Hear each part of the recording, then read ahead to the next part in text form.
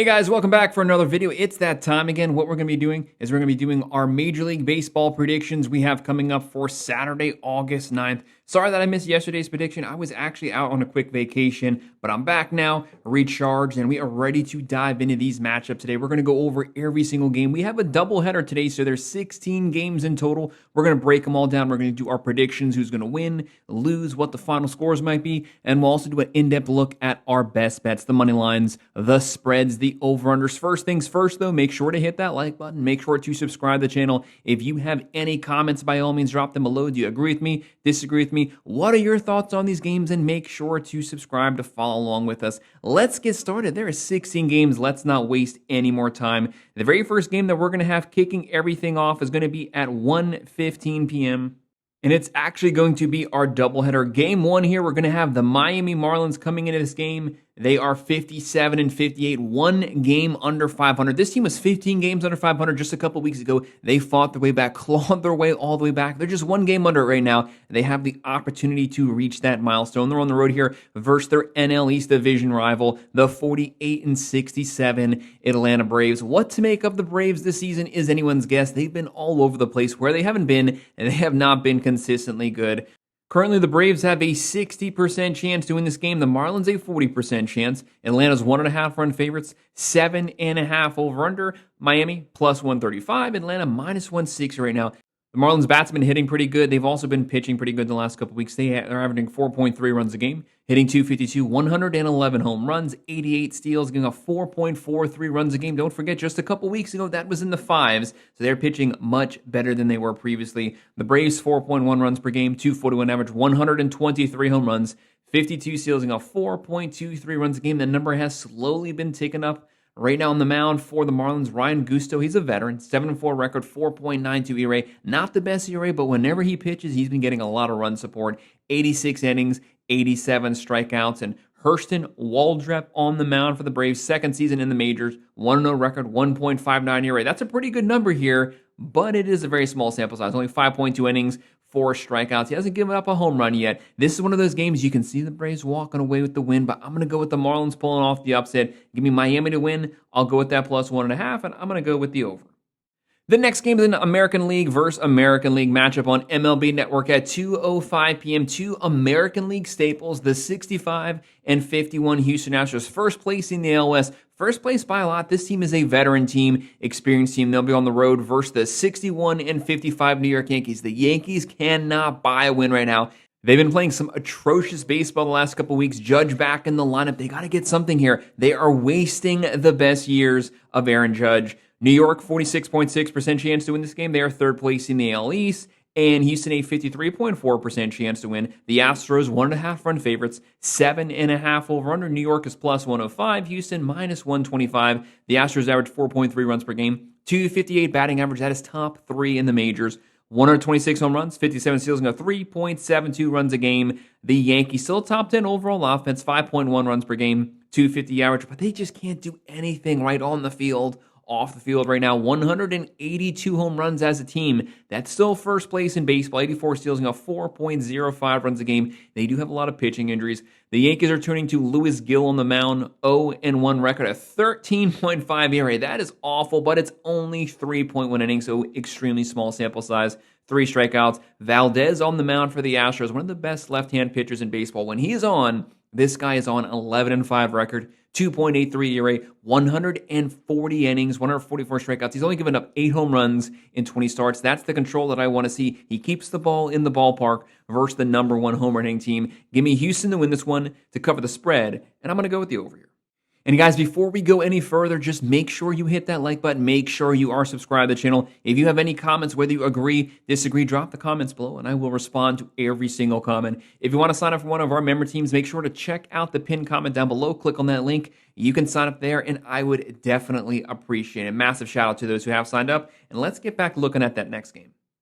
The next game we're looking at 4:05 p.m., the 45-69 Washington Nationals, younger team, interim coach, but actually a pretty competitive ball club. They'll be on the road versus the 58-57 San Francisco Giants. The Giants have kind of hit a rough patch the last 5 to 6 weeks, dropping down to where they're kind of hovering around 500 right now, but they're still third place in the NOS. They're still a good ball club. They got to work on the offense, but this team can pitch with anyone. The Giants, a 56.7% chance to win. Washington, a 43.3% chance to win. San Francisco, 1.5 run favorites. 8.5 over under. The Giants are minus 165. The Nationals plus 140 right now. The Nationals are averaging 4.3 runs a game, 242 average, 107 home runs, 95 steals, giving up 5.38 runs a game. That is one of the worst overall pitching teams in baseball. The starting rotation can't get a lead. The bullpen cannot maintain a lead. The Giants are the opposite. 4.2 runs per game, 234 average, 109 home runs, 51 steals, 3.65 runs a game. This is a really good pitching team. They have the starting rotation. They have the bullpen to close teams out. On the mound for the Nationals, you have Brad Lord going. 2-6 record, 3.42 ERA, 79 innings, 65 strikeouts. He's only given up 6 home runs. That's pretty good control. Going up against Carson Whisenhunt, 1-0 record, 4.35 ERA, 10.1 innings, 7 strikeouts. He hasn't pitched that much this season. But what I'm looking at this game is I'm seeing the Giants bullpen playing a massive part here. Give me San Francisco to win this one, but I have them winning it by 1. So I'm going to go with the plus 1.5, and I'm going to go with the under this game. This next game is going to be a really competitive matchup. At 6:10 p.m., we have the 55-61 Los Angeles Angels, one of the worst pitching teams in baseball, but they have a lot of power. Top 5 in total home runs. Whenever you hit that many home runs, you always have a slugger's chance. They're on the road here versus the 67-50 Detroit Tigers, one of the best overall teams in baseball. Tigers, first place in the AL Central. They can hit, they have power, they have good pitching. Detroit, a 50.0% chance to win. The Angels, a 50.0% chance to win. With the fan vote, this game truly is a 50-50 pick'em. The Tigers are 1.5 run favorites, 8.5 over under. LA, plus 120. Detroit, minus 145. The Angels are averaging 4.3 runs a game, hitting 232, 161 home runs. They have a lot of power, 59 steals, giving up 4.57 runs a game, which is bottom 10 in the majors. The Tigers, 4.8 runs per game, 250 average, 150 home runs, solid power. They only have 50 steals. They don't have speed, but that hasn't kept them from scoring runs, and they're only giving up 3.81 runs a game. Detroit's turning to the veteran Charlie Morton. This guy's like 59 years old. He's been pitching for a while. He's actually not pitched too bad the last 2 to 3 starts. The numbers overall are not good, but he's looked better. Right now, 7-9 record, 5.2 ERA, 107.1 innings, 107 strikeouts. He has 49 walks, 114 hits. Point is, he's putting a lot of guys on base here. For the Angels, they have Kikuchi on the mound. Might be their most consistent pitcher. 5-7 record, 3.22 ERA, 134 innings, 139 strikeouts. He does give up a lot of home runs, 17 home runs, but overall, keeping the runs from scoring. Give me the Angels to walk away with the upset. Going with the plus 1.5, and I'm going to go with the over.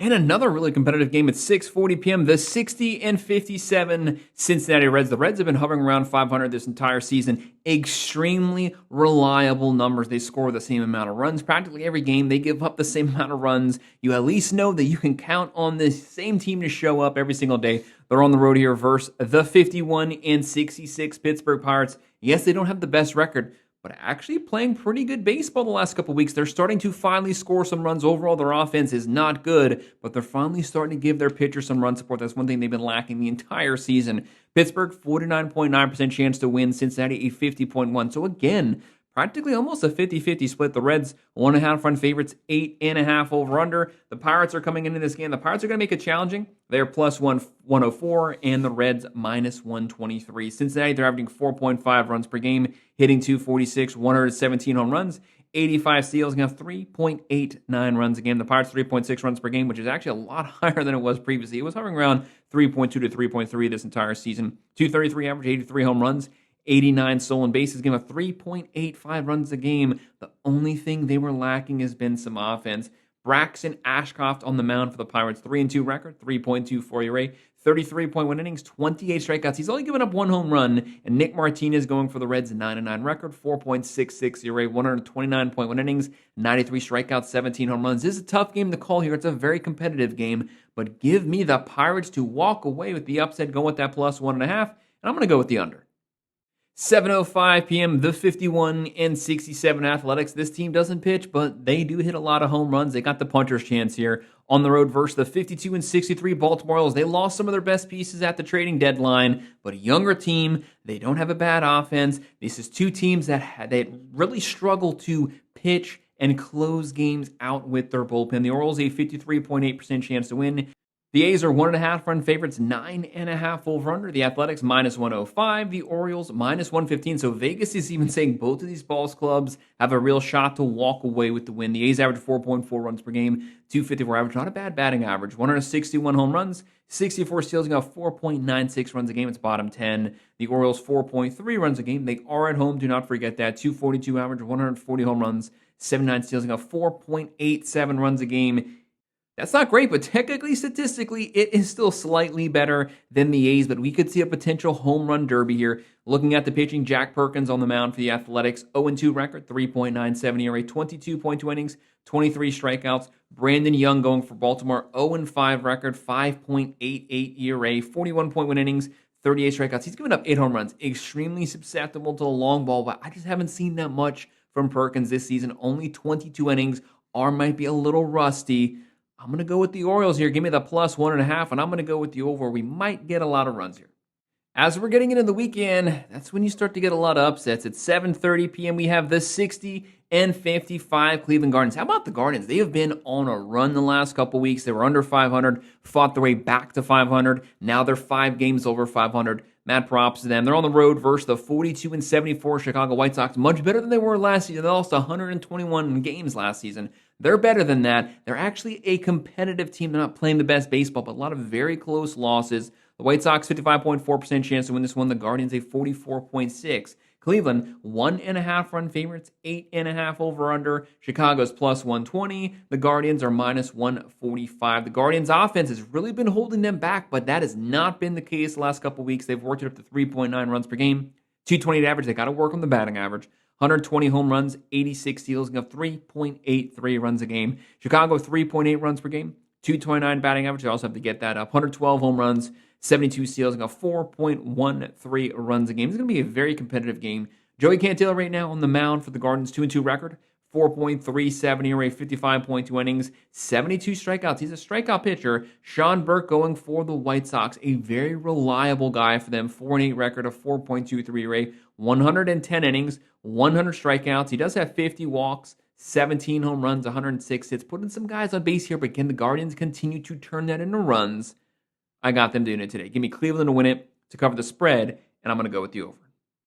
7:10 p.m., we're going to have a American League Central versus American League Central matchup. We have the 57 and 59 Kansas City Royals, one of the worst offenses in baseball, but a top 3 overall pitching team. Just for the love of God, give these pitchers some run support. They're going to be playing the 55 and 60 Minnesota Twins. The Twins have been up and down this entire season. There's some promise there. They just got to get things back on track, get some momentum. Right now, the Twins, 52.7% chance to win. The Royals, a 47.3%. KC, though, 1.5 run favorites, 8.5 over/under. The Royals, -125. Minnesota, +105. The KC offense, it's actually up right now to 3.7 runs a game, but that's still bottom 10 in baseball. 244 average, 100 home runs, 88 steals, and a 3.59 runs a game. That's a playoff caliber pitching staff. They just need some help from the offense. Twins are averaging 4.2 runs per game, hitting 241, 134 home runs. Pretty solid power. 57 steals, and 4.28 runs a game. They've been giving up a lot of runs the last month. On the mound for the Twins, Bailey Ober, 4-6 record, 5.38 ERA. He is much better than he's been pitching right now, but it is what it is. He just hasn't gotten any traction. 97 innings, 78 strikeouts. He's given up 23 home runs in 97 innings. That is awful, awful home run control. Going up against Noah Cameron. How about this guy? Young pitcher, a 2.68 ERA this season, 5-5 record. 87.1 innings, 72 strikeouts. He just needs his bullpen and his lineup to keep that lead. Give me the Royals to win this one, to cover the spread, and I'm going to go with the under. And it's 7:10 p.m., the 63 and 53 New York Mets playing some of the worst baseball the second half of this season. They have looked awful. They can't do anything right now. They can't hit. They can't pitch. On paper, this team should be much, much better than they are, but it is not translating right now. They've completely gone off the rails. They have to stop the bleeding. But unfortunately, they're playing what is the hottest team in baseball, the 71 and 44 Milwaukee Brewers. They can hit for average, power, speed, good starting pitching, great bullpen. They can do a little bit of everything. Right now, the Brewers a 57.9% chance to win. The Mets a 42.1% chance. New York's 1.5 run favorites, 8.5 over under. The Mets really want to pull off the upset here. They are minus 118. Milwaukee plus 100. The Mets offense, 4.4 runs per game, 239 average, 140 home runs, 91 steals, got 3.67 runs a game. But whenever they need someone to step up, they always have been letting the team down this season. The Brewers, 5.0 runs a game, 257 average, 114 home runs, 128 steals is top 3 in baseball, giving up 3.62 runs a game. Like I said, they can do a little bit of everything. As of me making this video, we do not have a starter announced as of right now for the Mets. I hate going into games blind, not knowing who's going to be on the mound. We don't know all the variables, but we still got to predict it. And on the mound for the Brewers, Tobias Myers, 101 record, 4.3 ERA, 23 innings, 19 strikeouts. He hasn't pitched that much this season, but I still trust the Brewers bullpen as of right now over the Mets.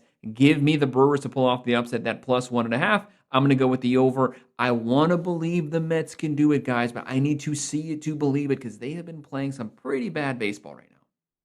Now, this is a very interesting game. This is going to be a really good pitching matchup on Fox at 7:15 p.m. The 66-49 Philadelphia Phillies, first place in the NL East, and that lead is starting to increase right now because the Mets are playing like crap. They're on the road versus the 60-57 Texas Rangers. How about the Rangers? Their offense was pathetic the first 4 months. It has exploded the last couple weeks, gone from 3.3 runs per game up to 4.1. They have the number 1 pitching in baseball. Not 2, not 3, number 1 in all of the major leagues. If they get some run support, this is a really dangerous team down the stretch. Texas, 62.4% chance to win. Philadelphia, 37.6% chance to win. Texas at home, 1.5 run favorite, 7.5 over under. Philadelphia plus 115. Texas minus 135.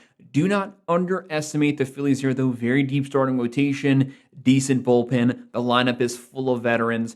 Right now on the mound for the Phillies, Jesus Luzardo, 10-5 record, gets a lot of run support, 4.32 ERA, 127 innings, 147 strikeouts. He's a strikeout pitcher. You have to make sure your contact is on, and the Phillies are one of the best walk ratio, contact ratio teams in the majors. But they're going up against Jacob deGrom. Jacob deGrom has actually gotten shelled his last 2 starts, but we all know deGrom, one of the best pitchers you will ever see in your life. One of the best pitchers of the last 2-3 decades. 10-4 record, 2.8 ERA, 128.2 innings, 135 strikeouts. A little susceptible to the long ball right now. Very surprising, 19 home runs, but you know deGrom, he's going to turn things around. He's one of the best to ever throw a baseball. Give me Texas winning this one, covering the spread. I'll go with the over. And then NL Central versus NL Central matchup on Fox at 7:15 p.m. The 66-49 Chicago Cubs, second place in the NL Central. But the Cubs, this offense is deadly. On the road versus the 59-58 St. Louis Cardinals. They are back to 500. Give the Cardinals some respect. Right now, St. Louis a 49% chance to win. The Cubs a 51% chance. Again, practically a 50-50 split down the middle with the fans. Cubs, 1.5 run favorites, 8.5 over under. Chicago, minus 115. St. Louis, minus 105. Pretty interesting. Cubs, 5.2 runs per game, 253 average, 164 home runs, 121 steals, top 4 in baseball, giving up 3.89 runs a game. St. Louis has a veteran team. They just have not been playing their best since the month of May. They're averaging 4.4 runs per game, 249 average, 111 home runs, 65 steals, and 4.22 runs a game. Colin Rea going for Chicago, 8-5 record, 4.23 ERA, 110.2 innings, 79 strikeouts. He has given up 19 home runs. Going up against Andre Pallante for St. Louis, 6-8 record, 4.57 ERA, 122 innings, 80 strikeouts. When you look at this game, especially the stats, practically identical numbers for the pitchers here. This is one of those games that could go either way. So I'm going to go with the team with the more established bullpen right now. Give me Chicago to eke this win out to cover the spread, and I'm going to go with the over. The next matchup is game 2 of our doubleheader. The crazy thing about doubleheaders, guys, and I make no secret, I do hate doubleheaders. Whatever happened game 1, usually the complete opposite happens game 2.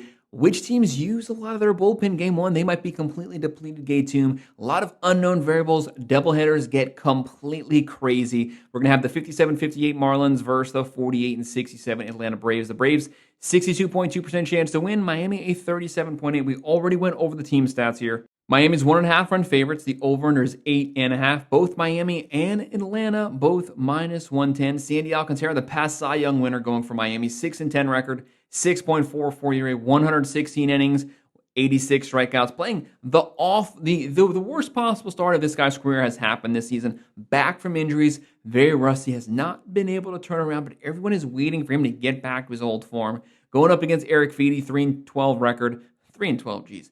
5.32 ERA, 111.2 innings, 66 strikeouts. That is not a strikeout pitcher. Practically one strikeout every 2 innings. I'm going out on a ledge here. Call me crazy if you want to. I would understand why. But I'm going to go with the Marlins. Give me Sandy Alcantara having a decent start here. I'm going to go with them covering that spread. And I'm going to go with the over. And at 8:10 p.m., we're going to have the 30-84 Colorado Rockies, the worst team in baseball. They can't pitch. They can't hit. Well, they can hit some home runs. That's about it, but they're mostly solo home runs. They're on the road versus the 55-61 Diamondbacks. Don't take that win away from them. Right now, Arizona maybe chipping their way back to 500. They lost a lot of their best pieces here. The season is maybe now starting to get away from them. Arizona 72.3% chance to win. Colorado 27.7% chance to win. Diamondbacks 1.5 run favorites, 9.5 over under. Arizona minus 225. Colorado plus 185. The Diamondbacks heavy favorites here. The Colorado offense are averaging 3.7 runs a game. 236 average, 118 home runs, 60 steals, got 6.01 runs a game. I didn't misspeak that. 6.01 runs per game. Awful pitching. By far the worst in baseball. The Diamondbacks 4.8 runs a game, 248 average, 158 home runs. It's top 5. 76 steals, got 4.57 runs a game. Not the best pitching team, but far better than Colorado. Technically, everybody is better than Colorado. Right now, the Rockies starting to Blaylock on the mound. 1-3 record, a 7.68 ERA. 38.2 innings, 18 strikeouts in 38 innings. That's really bad numbers. And he's given up 8 home runs in 38 innings. Very susceptible to the long ball. Going up against Eduardo Rodriguez. Not the best start of his career. 4-7 record, 5.53 ERA. Awful numbers this season. 97.2 innings, 103 strikeouts. This could potentially be setting up for a Rockies upset. But I'm still going to go with the Diamondbacks. Give me the Diamondbacks to win this one to cover the spread, and we'll go with the over. At 8:40 p.m., the 64-52 Boston Red Sox, one of the hottest teams in baseball about the last 5 to 6 weeks, doing everything, hitting for power, speed, starting to pitch really well. They're going up against the San Diego Padres, second place in the NLS, a 64-51 record. Padres, not the best scoring team, but this team has a great starting rotation, great bullpen. San Diego, 57.4% chance to win. Boston, a 42.6% chance. San Diego's 1.5 run favorites, 7.5 over under. Boston plus 130. The Padres minus 155. Right now, the Red Sox 5.0 runs a game, 254 average, 141 home runs, 97 steals, got 3.72 runs a game. The Padres 4.1 runs per game, 251 average, 98 home runs, 75 steals, and got 3.58 runs a game. The Padres, Machado, Tatis Jr., you got to get those guys. You have to get those bats hot. Where they go, the lineup will go with them. Looking at the pitching, Lucas Giolito going for the Red Sox, 8-2 record, 3.57 ERA, 95.2 innings, 81 strikeouts. Going up against Michael King here, putting up some pretty good numbers. 4-2 record, 2.59 ERA, 55.2 innings, 64 strikeouts. Obviously, he's very familiar here. Looking at this game, Giolito, I like what the Red Sox bullpen is doing right now, but no doubt the Padres have one of the best overall bullpens in baseball statistically. I'm going to go with the Red Sox pulling off the upset here. Give me Boston winning this one, going with the plus 1.5, and I'm going to go with the under this game.